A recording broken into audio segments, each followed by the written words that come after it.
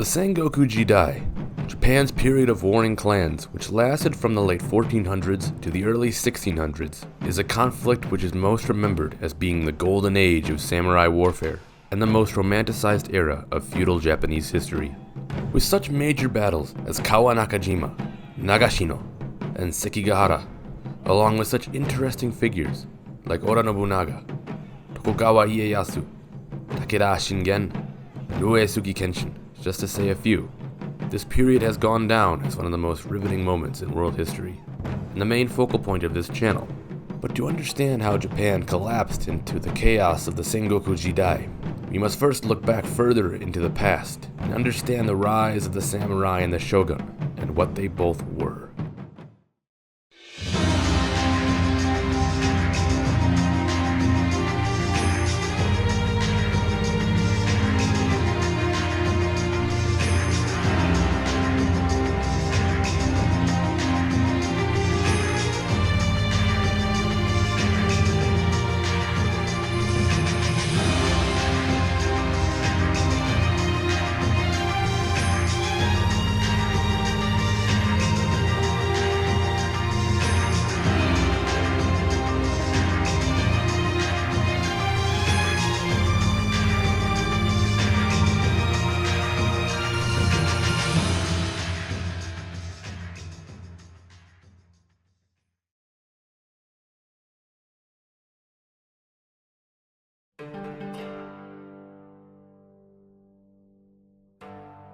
So here we are, in ancient Japan. Asian settlers had established a home in the Yamato region, and over time had steadily risen to become a respectable country, ruled by the divine emperor and his imperial court. Starting from their humble beginnings in central Japan, the Yamato would push south and eventually conquer the entire southern half of the country. This proved an issue though for the Yamato court. In those old days, if your center of government was here, but you were ruling territory all the way out here, how could you keep order and maintain control over such distant lands? You give ownership of the land to a noble family, to govern it under your rule. This is the beginning of Japanese feudalism. All across the Yamato-controlled territories were clans who ran the various provinces, all collecting taxes, maintaining order, and ensuring devotion to the emperor and his court. These first clans were known as Uji. Over the ages, by the time we reached the 600s, the Yamato had formed a friendly relationship with their neighbors in the Korean kingdom of Biekj, a relationship that was built over time through politics, trade, and most importantly, military alliances. For Biekj was often under threat from its rival kingdoms of Silla and Koguryo. Yamato, in support of their friend, had frequently sent aid in defense. In this time, however, the Yamato had no standing army under the emperor or a single military leader. Instead, warriors were all privately conscripted through Yamato's many clans and brought forth to fight in Korea. These early Japanese warriors resembled much of Chinese warriors at the time, wielding swords and shields, being nothing more than mere foot soldiers. But while serving in Korea, these warriors from Yamato would come face to face with horses and learn just how important they were on the field of battle. It wouldn't be long before Yamato warriors began riding horses as well and utilizing their swiftness and might against their enemies. Eventually, in 663, Biekj was on the verge of capitulation, under the weight of the Korean kingdom of Silla and Tang China. The Yamato court quickly dispatched an army of 37,000 Japanese warriors to defend Biekj. But it would all be in vain, as a disastrous defeat would cause the fall of Biekj and force the Yamato court to reevaluate their position. Wishing to strengthen the power of the emperor over the clans, Prince Nakano Oe, who would later rule as Emperor Tenji, called for a new set of edicts known as the Taika Reforms, which drew heavy inspiration from the governing system employed by Tang China, a system which relied heavily on Confucian principles of social hierarchy. This involved further centralizing power through new systems of taxation and policies of land distribution, also creating a system of ranks within the imperial court, and establishing a system of national conscription for an army to serve under the power of the emperor. However, these reforms never would fully come to fruition, as the court proved too weak to force the many governing clans to comply.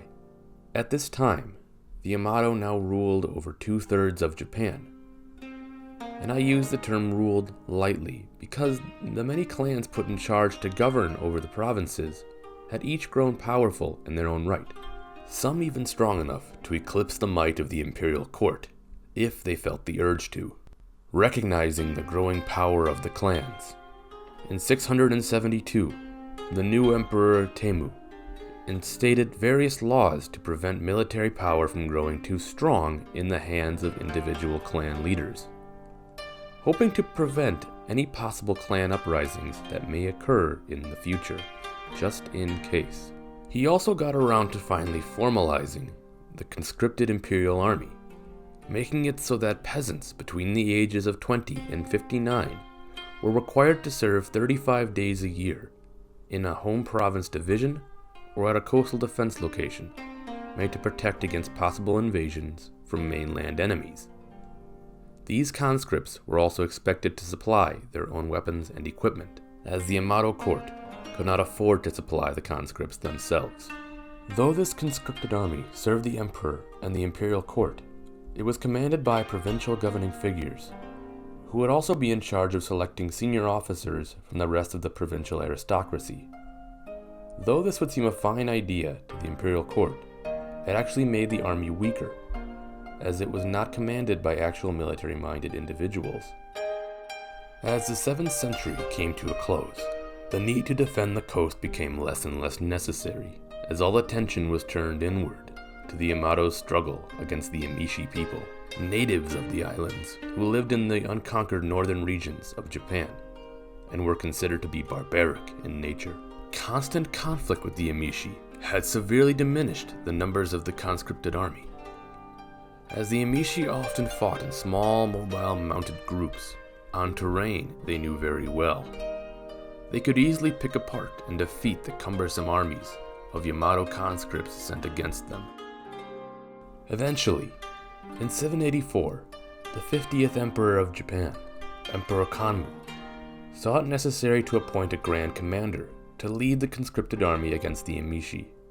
This is the first appearance of a shogun, originally known as Sei Taishogun, which stood for Commander-in-Chief of the expeditionary force against the barbarians. The issue still remained, however, that the first couple shoguns were still chosen from the aristocracy, and not from actual military leaders. The first shogun was named Otomo no Yakamoshi. He would ultimately fail to defeat the Emishi, and would be relieved of his position. The second shogun was named Kino Kosame, who was given 52,000 troops with which to lead an expedition into Emishi territory and defeat them once and for all. But he failed as well, so spectacularly in fact, that the emperor would sentence him to death. Those who did stand a far better chance against the Emishi were the mounted warriors from the plains in southeast Japan, in the region known as Kanto. These mounted warriors wielded bows and swords, and quickly became well known for their ferocity and skill in battle. Failing to use the conscripted army to defeat the Emishi, and upon seeing the success of these mounted fighters from Kanto, the imperial court accepted the need to shift back to a form of clan-controlled professional militaries. This is where we can begin to see the rise of the Bushi. Bushi, who were originally just the part-time warriors of clans, were now becoming extensively trained professional soldiers, who were equipped and supplied by their clan. We can see here the origin of a warrior class in Japan. In time, the Bushi were subject to a series of ranks, determined by the particular warrior's abilities and past accomplishments. These ranks would pass down father to son, essentially creating mass dynasties that would grow in strength as the years went on. Putting heavier effort into tackling the Emishi threat, the imperial court began preparing for a war with the Emishi like never before. They put forth a tax on all the population, collecting tons of rice and other foods, requisitioning 40,000 suits of leather and metal armor, and manufacturing up to 350,000 arrows. In 794, after several years of building up their stockpiles, the Emperor Kanmu appointed the next shogun, a noble from the family that guarded the emperor. This time, someone who actually had some merit as a military leader. He was Otomo no Otomaru.